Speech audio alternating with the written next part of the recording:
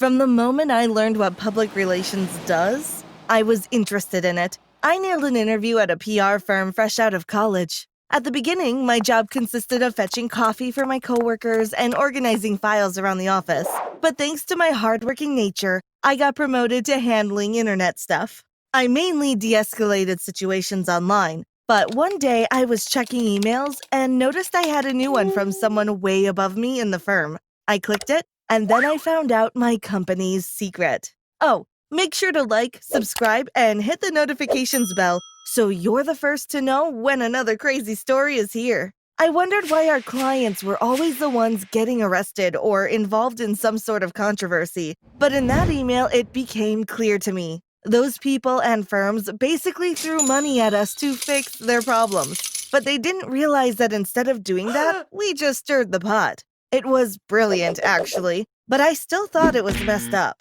I pushed myself on my desk chair towards the filing cabinet and began looking through it. It was clear that we were messing up dozens of our clients' lives. One of them stood out to me. It was a teenage girl, an influencer. We advised her to get involved in some drama on her platform, and now people were outside of her house, waiting for her to come out to harass her. There was contact info in her file, so I sent her an email from my private account.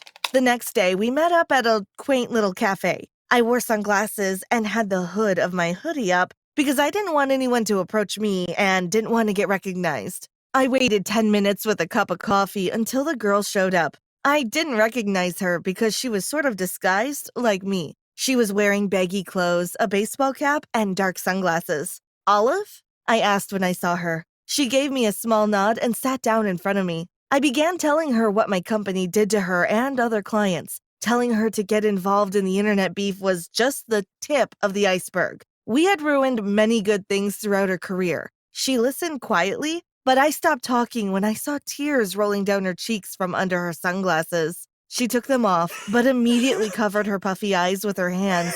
She stifled sobs for a few seconds, and then she looked up at me. She had huge dark bags under her eyes. Her eyes also showed she had been crying for a long time. My heart broke for this girl. "Please help me get out of it," she said to me. I pulled out a piece of paper from my bag and started explaining my plan to her. 2 days later, all her accounts on everything were deactivated. Both fans and haters were shocked and restless. But I told her it would only take a couple of days for them to find some other shiny thing to be distracted by. You see, I had contacted another major influencer and made up a rumor so horrible, yet believable, that it ended Olive's career. Olive had already made millions and invested, so the last time I saw her, she looked happy and relieved. She hugged me tight and told me she was retiring in the countryside where she grew up. Olive was the first person I helped escape the spotlight. But there were many more before I got caught. From actors to influencers, I helped at least one person a week. I was fulfilled and my bank account was very happy. After meeting up with a client over lunch, I returned to my office only to find my boss looking through my emails. When she saw me, she crossed her arms and looked at me disapprovingly. "You're fired," she said. She had opened my private email account and read through my emails with our clients. It felt as if the world had stopped. I was numb as I packed my stuff in a small box, and I was numb when I arrived at home. I didn't know what to do. All the client files were in my former office. How would I get new clients? After getting fired, I kind of fell into a permanent vacation state. I spent days locked indoors, spread out on my couch, just watching TV and movies, tossing popcorn in the air and catching it in my mouth. I'm pretty sure I wore the same sweaty t-shirt for at least a week, but I showered, right? Not really. I took hour-long baths while listening to music that made me feel like I was in a music video. I was in the middle of my 3rd week as a hermit and baking a batch of brownies when there was a knock on my door. It startled me, nearly making me drop my bowl of chocolate batter, because I hadn't heard a knock on my door in weeks. I opened the door to find a very tall and slender woman dressed in black with red accessories. She was so beautiful, I nearly gasped. She walked in without me asking her to, and after scanning my cave of a home, turned back to me. One of her perfectly shaped eyebrows lifted, and she asked me, "Are you the life ruiner?" The gears in my head turned, and then I realized that yes, I basically did ruin people's lives. It was completely consensual, but I did. I nodded confidently at the woman. She took off her pair of gloves, tossed them on my counter, and said, "Let's get to work then." I was about to offer her a brownie, but before I could, she said, "Oh, and I'm not the only one interested in your services." A month later, I was very much settled into my new job. I was walking to a meeting with a new client, trying to blend into the bustle of the city in case anyone I knew saw me, but I failed. While walking past an alley, someone grabbed my arm and pulled me in. It was my boss. She was wearing one of those scarves that women put on their heads in movies when they drive convertibles and big dark sunglasses to finish off the classic look. She was always so dramatic. She started talking in a hushed voice. She said, "Valentina, I need you to stop what you're doing and come work for me again." I almost cackled in her face. "And why would I do that?" I asked her, crossing my arms. "Because you're taking all of our clients. You're ruining our business." She grabbed my shoulders and shook me. I pretty much yanked myself away from her grasp and said, "Karen, that's the point." And with that, I walked away. I was meeting my new client at a restaurant per his request. I looked at my watch and noticed I was late, so I jogged the next few blocks. Turns out running in heels isn't my thing, so when I arrived at the restaurant, my hair was a mess and I was sweaty. I told the maitre d' my name, and he led me to a booth at the back of the restaurant, very secluded. My client, Chris, was sitting there perusing the menu. He was a very handsome and talented actor who, after seeing his face on dozens of movie posters, had grown tired of showbiz and wanted a quiet life. I apologized for being late and looking like such a mess in a restaurant like that, but he just flashed me that movie star smile and said, "You look perfect."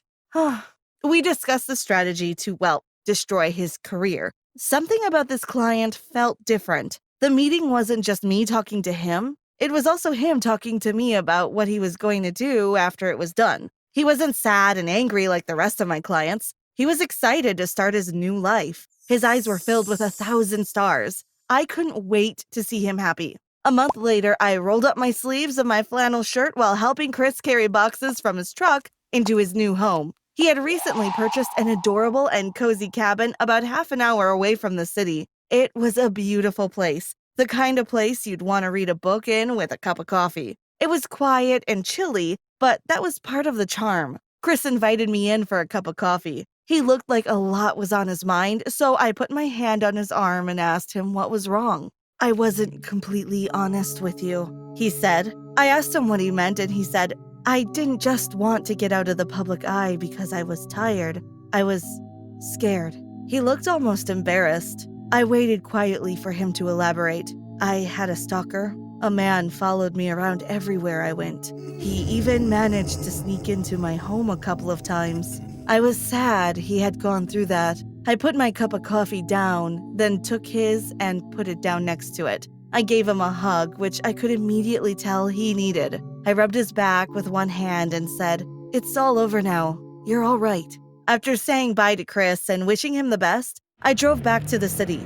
I'm not sure why. It must have been the cabin, but I really felt like going home and taking a bath surrounded by a bunch of cinnamon-scented candles. I parked my car and nearly ran into my condo, wishing I could telepathically start running my bath. When I opened the door, I noticed something felt off about my apartment. I got goosebumps and shivered. I flicked on the light and jumped when I saw someone sitting on my kitchen counter. It was a man. He was wearing a white shirt covered in grease, and the few hairs on his scalp were greasy too. He was fiddling with a wrench. He didn't even look at me when he said, "Where is he?" in a choked-up voice. It sounded like he had been crying. Who are you?" I asked the man. He suddenly looked up and, holding his wrench tight in his hand, he started running at me. I screamed and jumped out of his way, but he just wanted to slam the door shut. "Get over there!" he yelled at me, pointing down at the floor, far away from him, and I was so afraid that I gladly put some distance between us. He started to mutter something along the lines of, "How will I beat him if I can't see him?"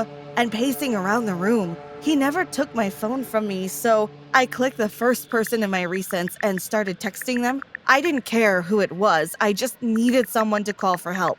I sent the message when the stalker startled me by falling to the floor and rocking back and forth, crying. I felt bad for the man, but I wasn't about to go comfort someone holding me hostage. After about 15 minutes of not making a single sound so the stalker forgot I was there, the door burst open. It was Chris. I checked my phone and saw I had texted him for help. He must have driven way past the speed limit to get there so fast. He was sweaty and looked more afraid than I had ever seen him, even in his movies. The stalker stood up as soon as Chris entered my apartment. He let out a sigh of relief and took the same defensive stance that Chris had. Chris started moving so the stalker could mimic him and was distracted from me, but then Chris made the mistake of looking at me and mouthing, "You good?" The stalker suddenly stopped mimicking Chris, slowly turned around to me and lunged at me with his wrench. Chris managed to grab him by the waist and throw him to the floor. They struggled on the floor as I watched in horror,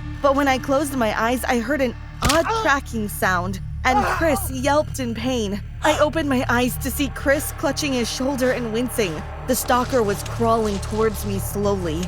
I held my hands in front of me in defense as he lifted his wrench. He was about to strike me when the door burst open once again, and 3 police officers ran in. The stalker was in handcuffs in mere seconds, but I honestly didn't even see it happen. I went over to Chris and sat by him while we waited for someone to fix his dislocated shoulder. Chris and I then sat at the back of an ambulance in the parking lot, still trying to calm down. You know, I could have gone to someone else to end my career, but I wanted to get to know you, Val, Chris said to me, a faint blush appearing on his cheeks, which he later blamed on the coffee. You should come stay at my cabin with me, he suggested, nudging my shoulder with his non-dislocated one. I thought about it, and after just a second of thinking about everything that had happened that day, I decided to take him up on that offer. I still enjoy the peace and quiet of the cabin.